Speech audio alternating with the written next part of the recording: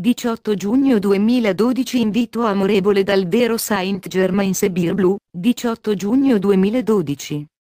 Mi rivolgo a tutti voi con la sola intenzione di farvi una richiesta: per favore, non spendete tante ore seduti davanti alla TV.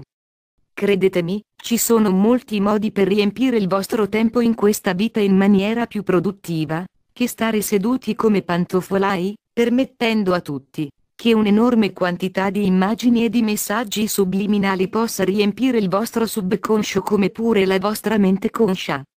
Forse non siete al corrente di questo, ma sprecate così tante ore davanti alla vostra televisione raccogliendo grandissime quantità di informazioni non necessarie, che danneggiano anche la vostra psiche e vengono memorizzate come spazzatura nel vostro corpo mentale.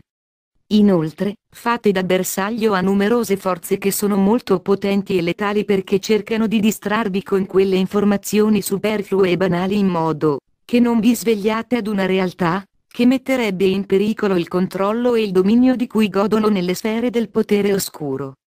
In un certo senso, sono interessate a mantenervi nell'ignoranza più assoluta, così da essere in grado di continuare ad ideare tutti i tipi di piani e di complotti per asservirvi e quindi ingannarvi. Non pensateci due volte, abbiate il coraggio di intraprendere un drastico cambiamento nelle abitudini e nella routine. Spegnete il televisore, oppure siate molto più selettivi nella scelta sul tipo di programmi che guarderete seduti con la vostra famiglia. Il suggerimento non è quello di riempire la vostra mente con le immagini su cosa consumare o come e perché, oppure cercare di scoprire chi è l'assassino in una serie di thriller e come la polizia lo catturerà, o sapere quale squadra stia per vincere il campionato finale in qualsiasi sport. Il consiglio è piuttosto quello di imparare a liberare il vostro mentale da tanti pensieri superflui, che vi fanno sentire continuamente irrequieti e desiderosi di nutrirlo con un ampio ventaglio di argomenti noiosi e assolutamente inutili. Il sistema in cui è immersa la vostra vita vi fa pensare di avere necessità di tutte queste notizie e spazzatura con cui vi bombardano ad oltranza, in modo da potervi sentire vivi. Per esempio, voi pensate di dover essere aggiornati con quella quantità impressionante di fatti scandalosi raccontati dai giornali e dai telegiornali, in modo da divorarli quotidianamente per parlare di essi con i vostri amici, e se ciò che state dicendo loro è terrificante, tanto meglio, perché accentua la morbosità delle conversazioni. Non è forse così? Non vi rendete conto di quanto possa danneggiarvi quel genere di chiacchiere frivole e vuote? Se doveste usare solo la metà del tempo trascorso a guardare la TV per meditare interiormente sul vostro sé divino, la vostra vita cambierebbe in maniera straordinaria, e sarebbe infinitamente più vitale, utile e produttiva.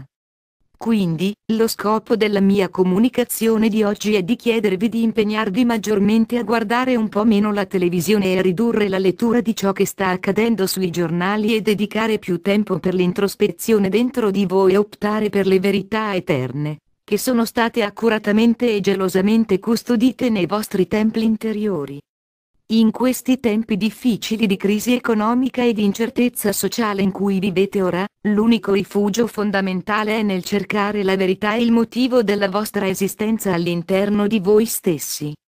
Prendete una decisione e date inizio al cambiamento, che vi trasformerà in anime rinnovate di profonda saggezza, con il rispetto per gli altri e l'amore incondizionato per il vostro Creatore. Chi vi parla è il vostro fratello nella consapevolezza, il quale vi ama profondamente e incondizionatamente. Saint Germain. Canale Chris Wong.